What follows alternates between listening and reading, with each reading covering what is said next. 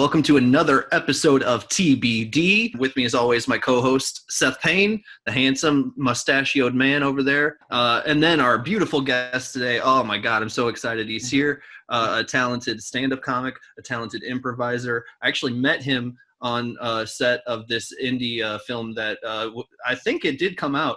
And it was fun. It was a fun time. We met a lot of great people on that set.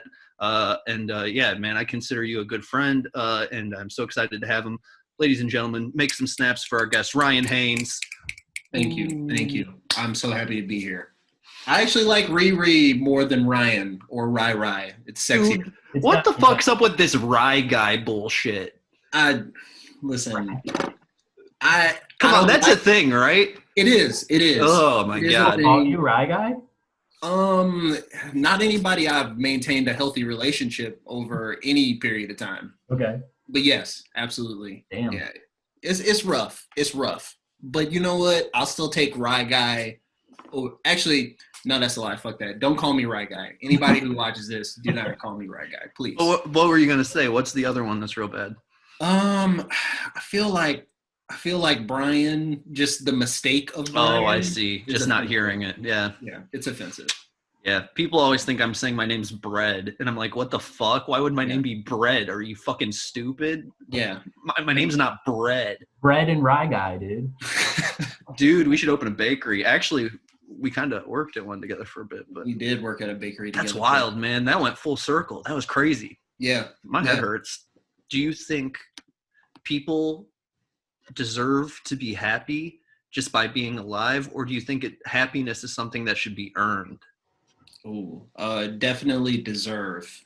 I feel, or at least be given the opportunity to be happy.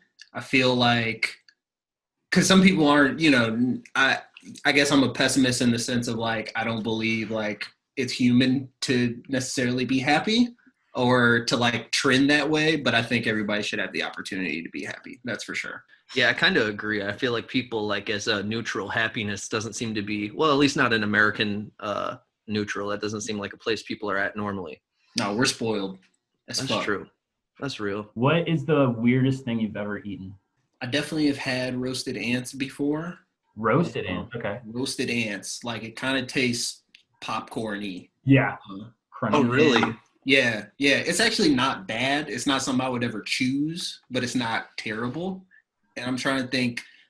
Honestly, Minnesota State Fair, I had gator on a stick. Oh, dude, I love gator. Oh, I was so pissed.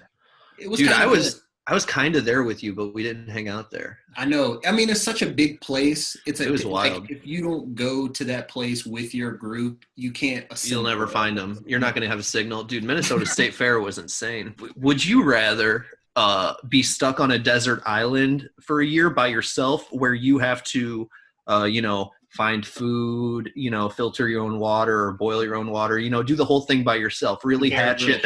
Yeah, exactly. You got to go for that all yourself. Mm-hmm. Or would you rather go to jail for a year? Oh, shit. I mean, man, I got to go with the island, bro. I watched Oz as a kid. And I know prison's not actually like that, but to anybody who watches this who hasn't seen Oz, if you need to be afraid of prison, watch that shit. I've actually never seen Oz. Is it like real, Did you watch like Breaking Bad? Oh yeah, I watched like half of it, then I had to quit because it made me start hating women. So yeah, Breaking Bad was phenomenal at like putting you in this headspace where like it just like built up the tension so much that it just makes it uncomfortable to watch. Oz is like that, but it's just all based in jail. It's like, if you could be on any TV show, guest star on any TV show or be on any TV show, what would it be? I feel like in Chicago, I could totally just do this if I really wanted to do this. I just want to be like a dead body on like a CSI type show or something, like just because the idea of like being on set, like just me like, oh, let me get ready for my role. All right, we good? We're chilling, yeah. Yeah, like just. You could definitely do that on like PD or fucking Chicago Fire or any of that shit. Yeah. I want to work myself up to CSI, but I can fuck with PD. Because you've done a lot of stand-up. What was one of the worst sets that you've ever done? So the first one was the very first time I went to Jokes and Notes. I fucking bombed. I did terribly. Tell Seth what Jokes and Notes is. Yeah, He probably doesn't know. So Jokes and Notes was a pretty famous spot on the South Side that closed. What was that? 4 years ago now? It might even have been 5 at this point, but something like that, yeah. But that was like the spot to where, I mean, it kind of changed my whole perception of like what an open mic can be in terms of like. It was a great open mic. It was fucking awesome. Legitimate club.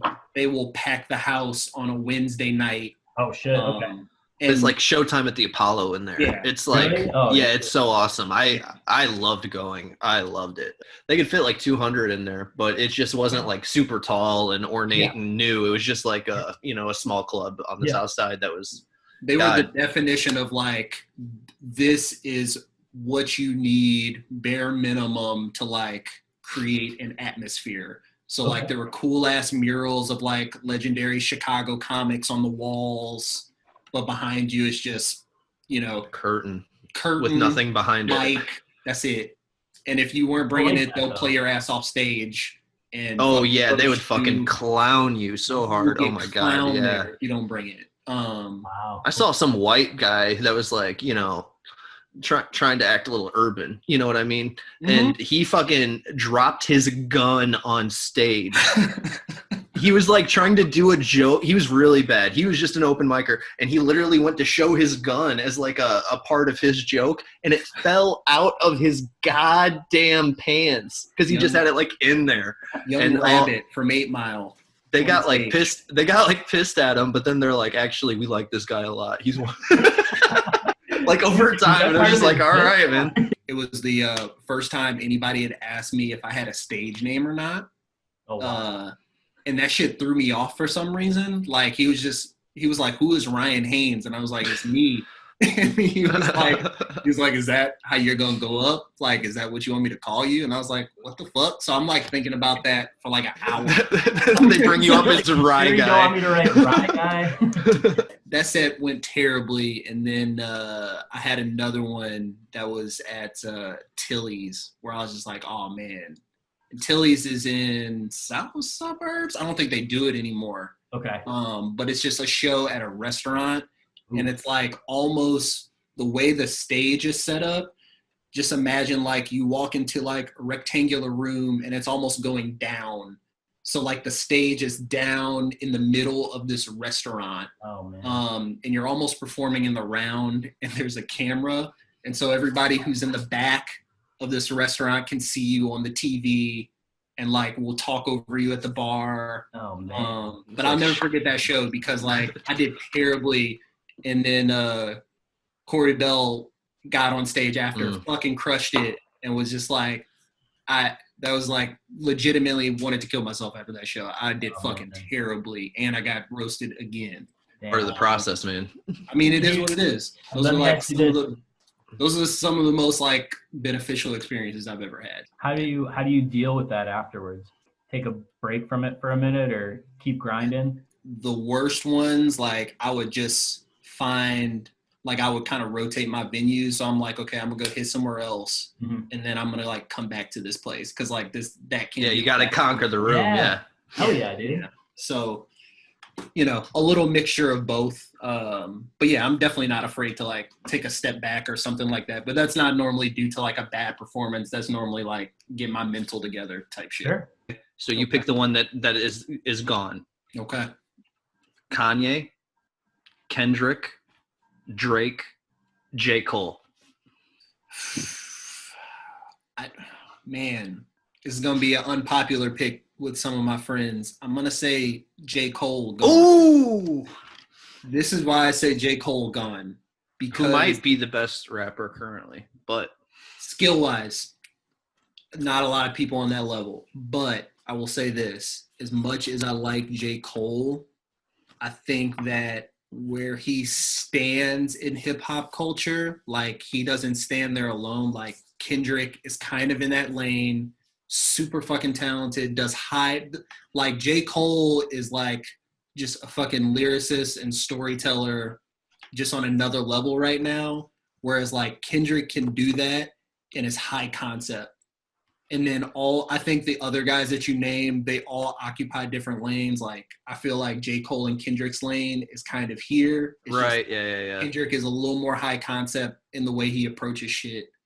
Other than, like, J. Cole did that one project. So I agree with you, but I feel like J. Cole puts out so much more music than Kendrick too. You know what I mean? This is true. Because that's Kendrick's big critique, is that no one's ever questioned that he's the best rapper of his time, because he like is better than Drake. But the thing is Drake is constantly dropping, singles, hits. Yeah. And it's party culture too. So there's that. Drake is one of the few current rappers who can take someone else's style and make it better because he did it.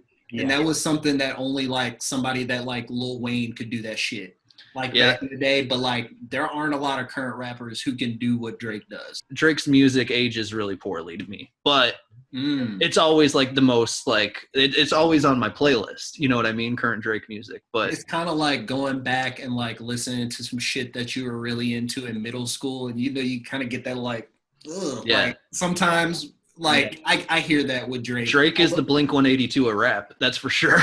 I was gonna throw this at you. I was gonna say, how do you feel about Drake? Me comparing Drake to LeBron James in terms of his stature in the rap game. He had all the hype coming in. He's you can argue whatever you want about him, but he's talented. He's lived up to expectations / exceeded expectations. I'm assuming in that that comparison, Jay-Z would be Michael Jordan. Ooh, I don't know. Maybe. Well, who do you because I think there's a context to that, because I would call LeBron the second greatest basketball player ever. And so calling Drake the LeBron of rap would kind of insinuate that he is top you put 3-4 rappers ever. You put LeBron over Kobe? Yeah. Okay. I mean, just for what he's able to do. I mean, LeBron's the greatest regular season player of all time. Then there's the playoffs, which Jordan dominated the playoffs. Still one of the best playoff players of all time. Everyone's on that Last Dance shit right now, and there's no more debate. Jordan is better than LeBron. I'm like, but LeBron, when it's all said and done, might have gone to, 10, 11, 12 NBA finals and have 4 or 5 rings with 3 different teams, and take some of the worst teams in the history of the NBA to the NBA finals and beat the Warriors that season. That counts for like double rings to me. But everyone loves that championship stuff, and I understand what it means to be the best player and be able to dominate a whole court. But yeah, that's at basketball. Sorry. I don't know. Yeah, I think that shit's interesting because I think the thing with LeBron, and I was a LeBron hater for the longest. I think him coming back from 3-1 and beating the Warriors, that made me shut up. Right. But he is like, I think as far as him versus Jordan, it's easier to hate on the nice guy. Everybody, like, that's why people like Kobe so much and are gung-ho on Kobe, because Kobe, like, just showed it on the court. He's just like, fuck it, I'm going to shoot 30 times, and if I only make 10 of these motherfuckers, I'm still going to get mine. But is Drake the LeBron of rap? I used to think that comparison made a lot of sense, and I just don't know if it still does, because I think LeBron will age much better than Drake will in the annals of time. Who's the Larry Bird of the rap game? Ooh, the Larry Bird of the rap game. I would probably say like somebody like either the group Run DMC or LL Cool J could be the 80s comparison. The Larry Bird of the rap game. Like, people don't understand how skilled that fucking guy is, and still was. Like, he had bars, like, and he made a lot of people start rapping. I mean, Eminem's an easy comparison because it's the first like major influential white and mainstream, you know what I mean? And just clearly dominant for their time and coming up at the same time as someone else. I would say in that if you're going to call Larry Bird the Eminem, that would be Jay-Z being Magic Johnson in that universe. I was going to say Jay-Z might be Bill Russell. Like, he's just got a bunch of fucking rings. He's got a bunch of #1 albums. Like, yeah, I mean, over time he probably will be. I was going to say Jay-Z was still probably considered by most as the greatest rapper. He would still win that, I think. You don't think so? My problem with Jay, I feel like Jay has wasted a lot of verses.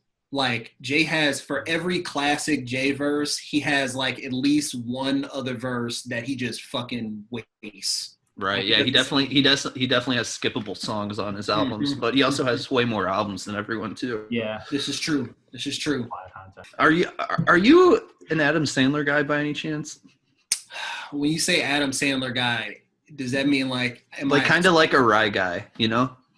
But a little more bready. Who's your favorite comedic actor?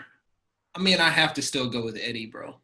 Okay, cool. All right. Well, that's great because he's definitely one of my top ones. When people would ask me who my favorite actor was growing up or comedian, I'd always go with four. I'd go with Eddie, Steve Martin, Adam Sandler, and Jim Carrey, all for different reasons. Yeah. But having said that, okay, so let's think about Eddie Murphy then. You got to get rid of one of these movies. All right. Okay. Beverly Hills Cop, Trading Places, Coming to America. I'm gonna throw Nutty Professor in there because I bet you, as a '90s kid, you hold a lot of love for Nutty Professor, as do I. I do love some Nutty Professor. Man, this is another one I might catch him shit for. I gotta say Beverly Hills Cop. Ooh, you don't like Beverly Hills Cop? Oh, I love Beverly Hills Cop, but why I'm saying Beverly Hills Cop? Same reason I said J. Cole, where it's just like I feel like there are a lot of great movies in that genre. And of course, that movie, such a great comparison. That movie kind of like pushed that genre into a dope place for a minute. Kind of a silly place, but a dope place. But there are a lot of great movies that live in that vein. Nutty Professor, I can't really think of that many movies where I'm like, man, this is silly in the same way, fun in the same way. Same with Coming to America, same with Trading Places. I always have said that Eddie Murphy probably should have gotten an Oscar nom for Nutty Professor, and I people might think I'm joking about that, but no. I'm not. He played like 7 unique, hilarious comedic characters. Same with Coming to America. Him and Arsenio played 4 or 5 different characters, all of them funny. Well, Coming to America is 1,000 times better of a film, but Nutty Professor to me is a better comedic performance for him, if that makes sense. Yeah, definitely more nuance. What about Norbit? I like Norbit. Jim Carrey used to be one of my guys when I was younger, where I was like, oh, it was him, Eddie, and Jamie Foxx used to be up there too. Dude, he's just like maybe the most talented guy ever. It pisses me off. Him and Donald Glover. I was gonna say, Donald Glover too. Yeah, for sure. You're right. Yeah, with how talented they are. But I mean, Donald Glover is still like, so I've actually been on a huge Donald Glover kick since quarantine started because I've been trying to be creative and, open my mind to like whatever. So I've been watching a lot of his interviews and watching Community, and I'm always listening to his music. But I feel like Jamie Foxx reaches his potential more than Donald Glover reaches his potential. And hear me out on this, because he halfway goes into the acting. He halfway goes into the music. And to me, he could have been the best rapper on the planet. He could have been the best comedian on the planet. He could have been the best actor on the planet. Yeah. But he's deciding to be really good at all of them, as opposed to being the best at any of them. And to me, Jamie Foxx found his lane with acting. And Donald Glover, if he ever makes a movie as good as Django, I'll be shocked. Like, honestly, or performs as good as Ray. Yeah, exactly. Damn. Yeah, dude, that's a good point. Yeah, man. I personally connected Donald Glover more, but I do think Jamie Foxx is like more talented, honestly. Like, I just do. Yeah. And that doesn't mean he's more creative. That just means he sings better and he can act better. But Donald Glover's more creative and, creates better things. I feel like Jamie's different too, because like, one, I guess I'm biased in terms of like when Jamie Foxx was like making that transition from like comedy into movies and music, I had never seen anyone that talented do that shit before for me. Right. Yeah. And then also just like now looking back on it, I'm like, well, shit, like you have to kind of like look at Jamie's whole career, and he like, has these spans where like Donald, like you said, is kind of like doing a little bit of everything. And I guess like he does it on a project by project basis for sure. Yeah.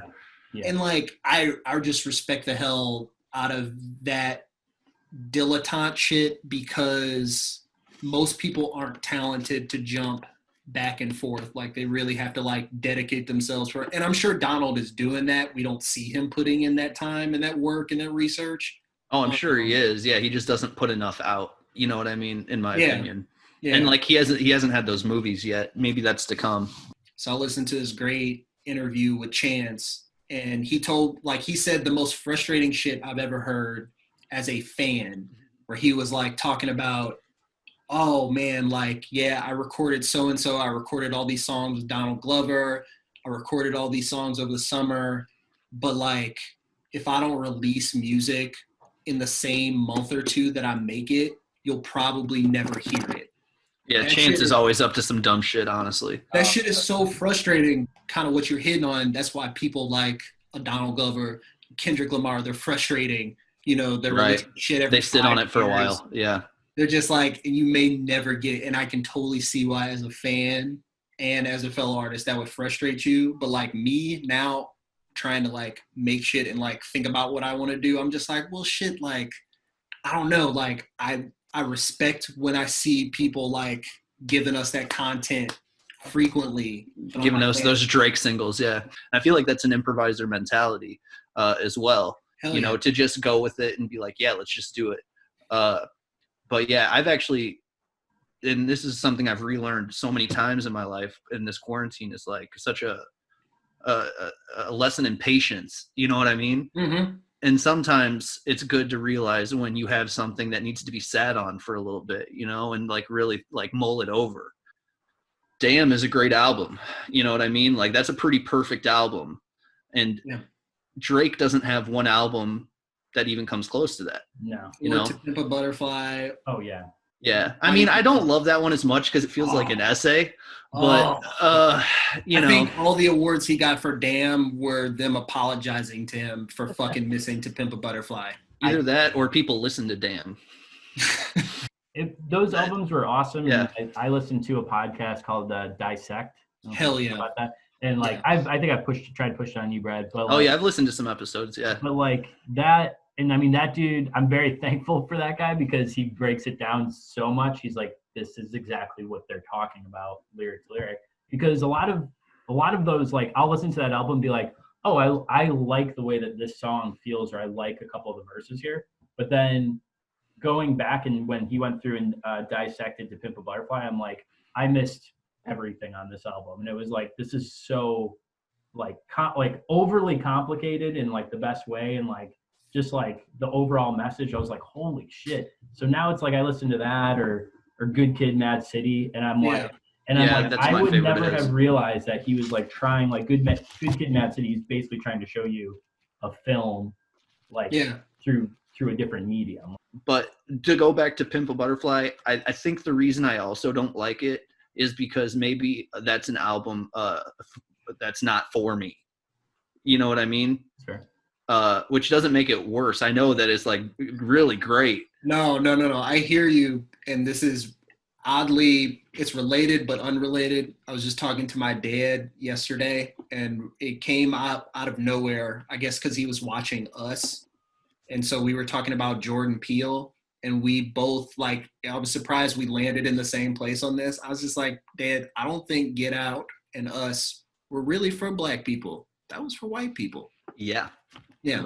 But I mean, to be fair, Jordan Peele has hung out with a lot of white people in his life, you know, and he made a great film that hit a lot of people. I thought it was a great movie. Honestly, I love it. I would have a little more respect for Get Out, and it would stand a little higher in the film pantheon for me if he would have kept the original ending and he would have got shot by the real police at the end. Right. I mean, I think that's a better ending too, but they had to give that Hollywood ending. Yeah. That's the original ending of that movie. I mean, it's the most realistic. It's the most realistic, and it's the most harsh artistic choice. That's the Spike Lee choice of that movie. Right. But that maybe, but I think it's the Jordan Peele thing to not do that. You know what I mean? Yeah. Yeah. Ryan, what is this episode of TBD going to be called? That Black Dilettante. Thanks for tuning in to That Black Dilettante. We will catch you guys at the next one. Good luck typing that. Yeah.